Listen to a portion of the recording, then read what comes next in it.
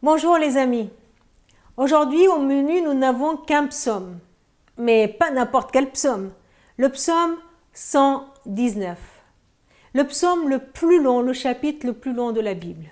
Je me suis demandé si je n'allais pas prendre ce psaume et tout simplement vous le lire, mais je pense que j'aurais dépassé les 8 minutes de loin.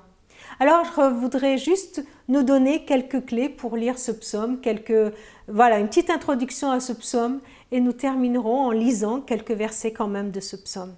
Oui, ce psaume il étonne parce qu'il est immense, il est long, 176 versets. De quoi parle ce psaume? Eh bien, ce psaume fait l'éloge de la loi de Dieu. Sur les 176 versets, il n'y en a qu'un, le verset 122, qui ne mentionne en aucune façon un synonyme de la loi de Dieu. Les préceptes, les saluts, la parole, les commandements, etc. de la loi de Dieu. Alors, cet éloge de la loi de Dieu, de ce que Dieu nous dit, de ses commandements, de ses directives, eh bien, est entremêlé de prières, de supplications et d'actions de grâce. Pourquoi il y a une telle insistance au travers de ce psaume à célébrer la loi de l'Éternel, qui donne lieu, une insistance telle qui nous pousse à dire, mais vraiment la loi de Dieu, elle est exactement ce dont nous avons besoin. Beaucoup pensent que ce psaume a été écrit au moment où Esdras travaillait à recueillir les écrits sacrés d'Israël, juste à la fin de la déportation, et parce que le peuple de Dieu avait perdu les écrits, avait perdu la loi de Dieu. Et il fallait que le peuple se souvienne de la loi de Dieu. Israël avait besoin de se souvenir de l'importance de la loi de Dieu. C'est ce qui allait le distinguer de tous les autres peuples qui l'entouraient. C'est de marcher selon la loi de Dieu. Sans l'intervention d'Esdras et de Néhémie, eh bien le peuple de Dieu aurait perdu cette loi. Et il fallait absolument renouveler cet engagement envers la loi. Du coup, ce psaume, pour l'écrire, eh bien, il y a eu un effort immense de fait pour qu'il puisse être retenu par tous ceux qui l'apprenaient. Par exemple, tout au long de ce psaume, eh bien, il y a une écriture, c'est un psaume abécédaire, alphabétique. Je pense que ça a été fait comme ça pour que ce soit pédagogique. Donc les enfants qui apprenaient ce psaume avaient une technique, une mémotechnique pour retenir le psaume par cœur. 176 versets, tous les divisés en différentes strophes, en 22 strophes, et chaque strophe a 8 versets. Comment ça marche? Première strophe de 8 versets. Chacune des strophes commence par la lettre A, Aleph. Deuxième strophe, 8 versets, et chaque verset commence par la deuxième lettre de l'alphabet hébraïque avec le bet, le B. Et ainsi de suite, 22 strophes avec les 22 lettres de l'alphabet, et dans chaque strophe, vous avez 8 versets qui commencent par la même lettre jusqu'à la dernière lettre d'alphabet. Voilà une façon très ingénieuse pour retenir ce psaume. Voyez toute cette énergie qu'il a fallu mettre en place pour créer ce psaume qui vaut vraiment la peine d'être lu. Je voudrais juste relever l'attitude de la personne qui écrit ce psaume face à la loi. Il est très positif face à la révélation de Dieu, de sa volonté. Il est humble devant les commandements, les préceptes de Dieu. Il s'attend que Dieu lui parle au travers de la loi. Il est déterminé à obéir à la parole de Dieu. Il cherche à la comprendre pour lui obéir. Il passe du temps avec elle. Il se nourrit de cette parole. Il prend ses décisions à sa lumière. Il admet qu'il peut en dériver. Face à la loi de Dieu, et on pourrait dire face à la parole de Dieu pour nous aujourd'hui, face à la Bible, eh bien, il veut progresser.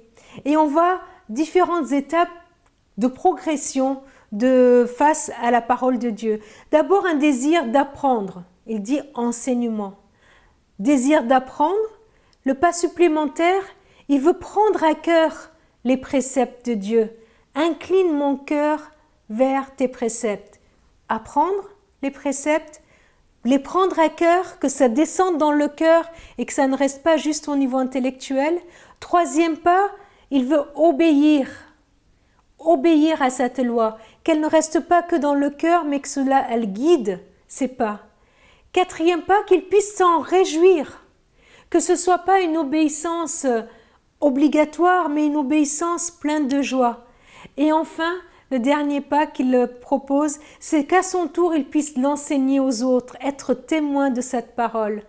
J'ai trouvé que cette progression était très intéressante pour nous aussi face à la parole de Dieu. Apprendre ce que Dieu nous dit, prendre à cœur ce qu'il nous dit et obéir, nous en réjouir, en faire notre joie et à notre tour en témoigner à ceux qui nous entourent. Je vous propose de lire quelques versets dans ce psaume. Le verset, par exemple, je vais commencer dans le verset 33. « Montre-moi, Seigneur, la voie que je dois suivre et je m'y engagerai jusqu'au bout. Fais-moi comprendre ta loi, je la suivrai, je m'y appliquerai de tout mon cœur. Fais-moi suivre la voie que tu m'ordonnes, ce sera un plaisir pour moi. Mets en mon cœur plus d'attrait pour tes ordres que pour le profit. Détourne mon regard des affirmations creuses. Fais-moi vivre à la manière qui te plaît. Réalise pour moi, ton serviteur, ce que tu as promis à tes fidèles. Préserve-moi du mépris, il me fait peur, car ce sont tes décisions qui sont bonnes. Mon vrai désir, c'est de suivre tes exigences. Puisque tu es juste, rends-moi la vie. Que ta bonté s'étende jusqu'à moi. Seigneur, sauve-moi comme tu l'as promis. Que j'ai de quoi répondre à ceux qui m'insultent puisque je fais confiance à ce que tu as dit. Ne me laisse jamais trahir la vérité, car j'attends avec espoir tes décisions.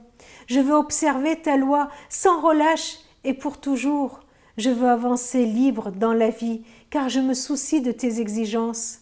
Devant les rois, je parlerai sans honte de ce que tu as ordonné. J'aime tes commandements, je suis ravie d'y obéir. En te priant, les mains levées vers les commandements que j'aime, je veux réfléchir à ta volonté. Un peu plus loin, au verset 97, « Ah, combien j'aime ta loi, elle occupe toutes mes pensées tous les jours. Ton commandement est mon bien pour toujours. Il me rend plus sage que mes ennemis. Plus que mes maîtres, j'ai de l'instruction, car je réfléchis longuement à tes ordres. Plus que des vieillards, j'ai du discernement, car je prends au sérieux tes exigences. J'ai refusé de suivre le chemin du mal, afin d'appliquer ce que tu as dit. J'ai suivi fidèlement tes décisions, puisque c'est toi qui me les as enseignées. Quand je savoure tes instructions, je leur trouve un goût plus doux que le miel. Mon discernement vient de tes exigences. C'est pourquoi je déteste toutes les paroles mensongères. Ta parole est une lampe à mes pieds, une lumière qui éclaire ma route. Je vous laisse continuer la lecture de ce psaume 119. Ce qui me touche dans ce texte, c'est de voir combien ce psalmiste a le désir de connaître et de suivre les ordonnances de Dieu. Peut-être que pour nous, il n'est pas facile de recevoir des ordres, il n'est pas facile d'obéir à la loi de Dieu, à la parole de Dieu. Je me demande si ce n'est pas plus facile quand nous avons vraiment confiance en celui qui nous parle et qui nous donne ses ordres. Prions ensemble. Merci Seigneur pour ta parole qui est une lampe à nos pieds, qui est une lumière sur notre sentier. Aide-nous à avoir confiance en toi et à croire et à accepter que ta parole, c'est ce qu'il y a de mieux pour nous. Amen.